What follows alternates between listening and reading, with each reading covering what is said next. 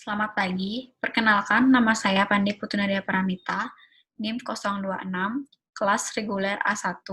Di sini saya akan mempresentasikan laporan praktek kerja lapangan dengan judul Perencanaan Pencatu Apartemen Anggrek 19 di Pencatu Geraha, Kuta Selatan, Kabupaten Badung, Bali. Baik, saya akan mempresentasikan laporan praktek kerja lapangan dengan judul Perencanaan Pencatu Apartemen Anggrek 19 di Pencatu Geraha, Kuta Selatan, Kabupaten Badung, Bali.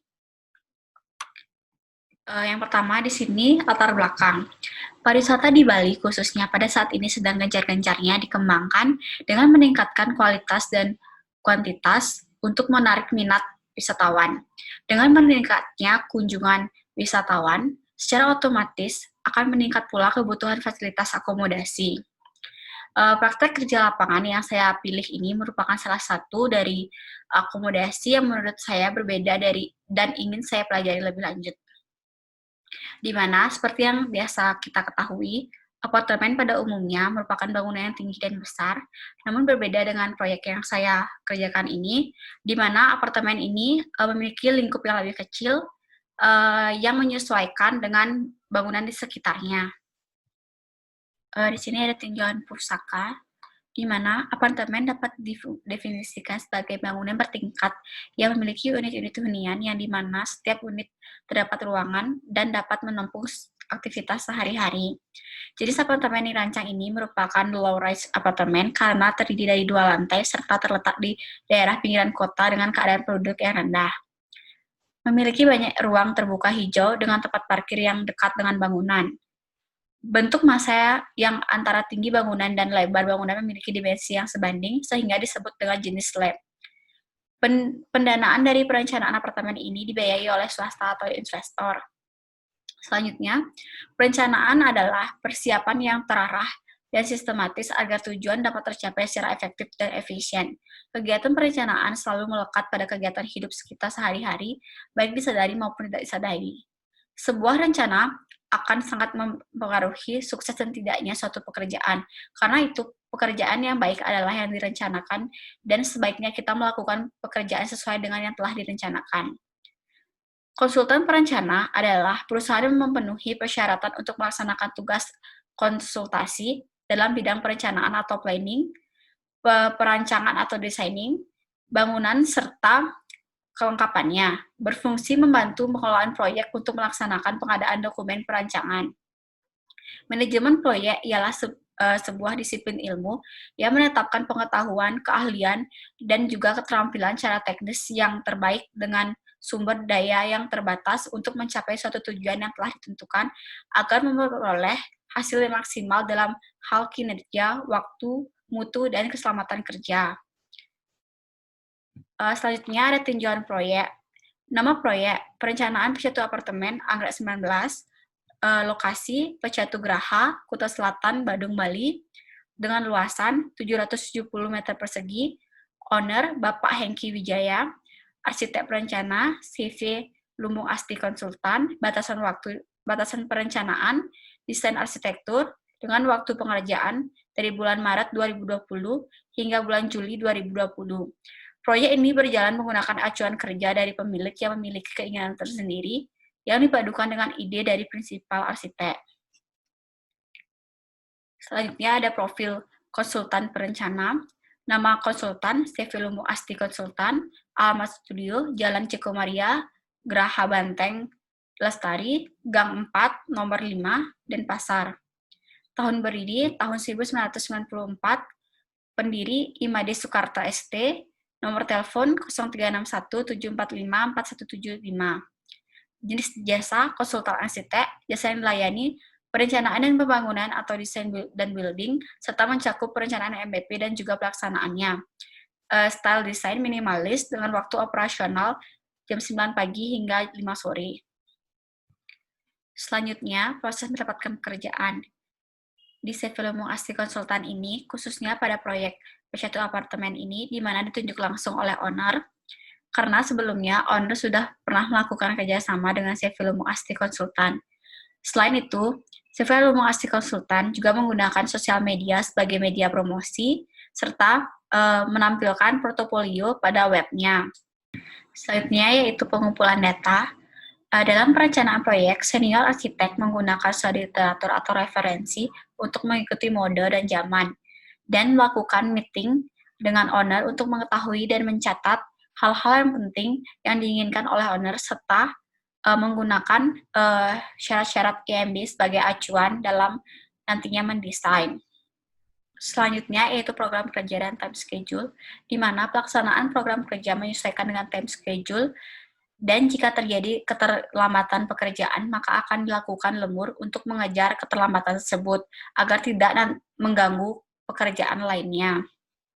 Namun pada proyek Pecatu Apartemen angka 19 ini tidak adanya lembur karena pekerjaan perencanaan sesuai dengan time schedule.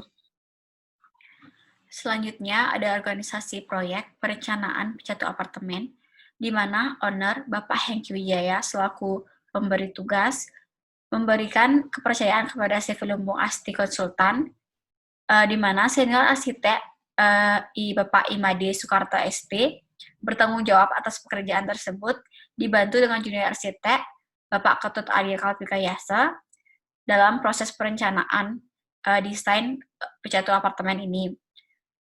Dalam pengerjaan perencanaan Pecatu Apartemen ini, junior arsitek Bapak Ketut Arya Kalpikayasa ini memberi tugas kepada mahasiswa PKL, yaitu saya sendiri, dalam menggambar gambar kerja perencanaan Pecatu Apartemen. Di sini ada admin, yaitu Ibu Nikades Mardiani, yang mengurus seluruh data dan administrasi yang berkaitan dengan perencanaan Pecatu Apartemen. Serta ada juga bagian logistik Bapak Iwayan Suaryana yang bertugas menyiapkan dan mengatur seluruh pengadaan barang dan bahan dalam proses perencanaan Pecatu Apartemen ini. Selanjutnya yaitu pengolahan studio Civil Lumbung Asti Konsultan, di mana seluruh ruang staf dijadikan satu untuk memudahkan komunikasi antar satu sama lain, serta meningkatkan rasa keakraban satu sama lain demi kenyamanan bekerja.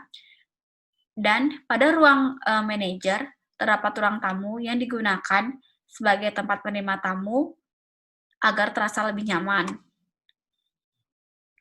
Selanjutnya yaitu pengendalian produk rancangan. Yang pertama, pengendalian waktu. Pengendalian waktu disesuaikan dengan jadwal yang sudah direncanakan. Dalam pengerjaan akan terdapat kemajuan maupun kemunduran. Kemunduran ini terjadi baik dalam faktor internal maupun eksternal. Kemunduran dari faktor internal yaitu terlalu banyaknya revisi dari penyedia jasa, beban pekerjaan yang terlalu banyak, lingkup pekerjaan terlalu luas, serta terhambatnya koordinator antar pihak terkait. Sedangkan kemunduran faktor eksternal meliputi keadaan cuaca yang tidak mendukung, yang seharusnya melaksanakan survei lapangan, kemudian pemadaman listrik sehingga tidak dapat mengoperasikan komputer. Kemunduran ini dapat diatasi dengan mendiskusikan dengan penyedia jasa serta tim dari proyek tersebut mengenai waktu perencanaan. Untuk jam kerja staf Civil Lumbung Asti Konsultan mulai dari jam 9 hingga jam 5 sore. Selanjutnya, pengendalian mutu. Pada kontrak kerja disebutkan bahwa pihak Civil Lumbung Asti Konsultan harus mempersiapkan gambar kerja, gambar detail, gambar struktur, gambar MEB, RAB, RKS. Dalam pelaksanaannya, pihak Civil Lumbung Asti Konsultan sudah mempersiapkan hal-hal yang disebutkan dalam kontrak dan harus diselesaikan tepat waktu. Koordinator dari pimpinan kantor sangat diperlukan untuk menjaga mutu pekerjaan. Pimpinan akan memeriksa hasil pekerjaan tim arsitek, baik itu dari site plan, denah, tampak, dan potongan, dan lainnya. Selain itu, pihak Civil Lumbung Asti Konsultan memiliki template layer pada aplikasi AutoCAD gambar kerjanya untuk menjaga kualitas gambar kerja. Selanjutnya ada pengendalian biaya, yang pada perencanaan Pecatu Apartemen ini dilakukan pada proses pembayaran yang sudah tertera pada kontrak. Masalah keuangan pada Civil Lumbung Asti Konsultan sepenuhnya dikoordinasi senior arsitek selaku pemilik biro. Pengeluaran utama yaitu meliputi tinta printer, kertas sketsa dengan berbagai ukuran. Selain itu, biaya listrik, air, internet, biaya perawatan alat studio, serta biaya bangunan, serta ada juga biaya konsumsi staf seperti kopi, gula, teh, air mineral, snack, dan lainnya. Selanjutnya yaitu strategi penampilan identitas CV Lumbung Asti Konsultan, di mana pada setiap kop gambarnya menampilkan logo CV Lumbung Asti Konsultan sebagai media promosi. Selanjutnya yaitu tahap konsep prarancangan, di mana pada tahap prarancangan Picatu Apartemen tahap ini dimulai dari kegiatan menuangkan ide-ide yang terpikirkan ke dalam bentuk sketsa sederhana.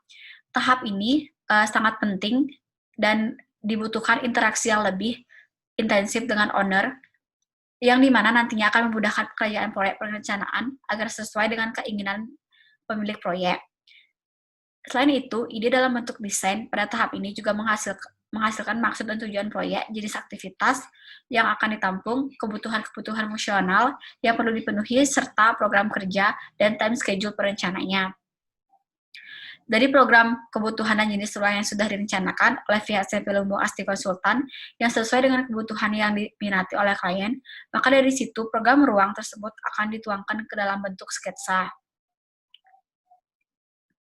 Ini merupakan sketsa master plan Picatu Apartemen yang dituangkan ke dalam bentuk layout dan site plan menggunakan aplikasi AutoCAD. Selanjutnya, yang merupakan tahap konsep pengembangan rancangan, di mana tahap pengembangan ini, arsitek melakukan analisis terhadap data-data dan informasi yang diberikan oleh owner atau pemberi tugas tersebut dan berusaha mentransformasikan ke dalam desain sebuah konsep sebelum dituangkan ke dalam desain. Sehingga pada tahap ini mulai ditentukan secara umum konsep bentuk bangunan, jenis dan warna material, konsep interior, serta konsep sistem struktur yang nantinya akan langsung ditransformasikan dalam desain. Optimasi pada penataan layout di sini dapat dilihat dari peletakan bangunan yang memanfaatkan lahan yang baik. Selanjutnya, ini merupakan beberapa gambar kerja dari gambar apartemen dari masa pertama, yaitu masa apartemen. Ini ada ground floor plan, first floor plan, tampak depan, tampak belakang, dan potongan. Selanjutnya, masa kedua yaitu villa. Di sini ada denah, tampak dan potongan.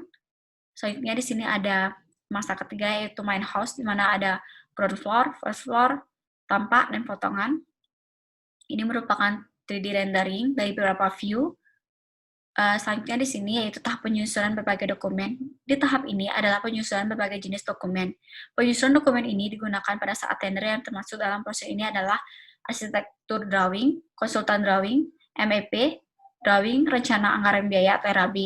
Untuk penyusunan ini biasanya melibatkan owner untuk mempermudah penyelesaian pekerjaan ini. Selain itu, ada dokumen gambar kerja adalah penyusunan gambar-gambar yang berkaitan dengan pelaksanaan di lapangan, di mana dalam penyusunan gambar kerja atau consultation drawing, arsitek melakukan konsultasi dengan ahli struktur dan kontraktor agar tidak terjadi kesalahan dalam pelaksanaan di lapangan. Selanjutnya yaitu setelah terima pekerjaan. Setelah semua pekerjaan perencanaan selesai dikerjakan, maka tahap selanjutnya adalah setelah terima pekerjaan perencanaan dari arsitek kepada kontraktor pelaksana. Selanjutnya ada pelelangan dan pengawasan berkala, di mana ada rapat penjelasan.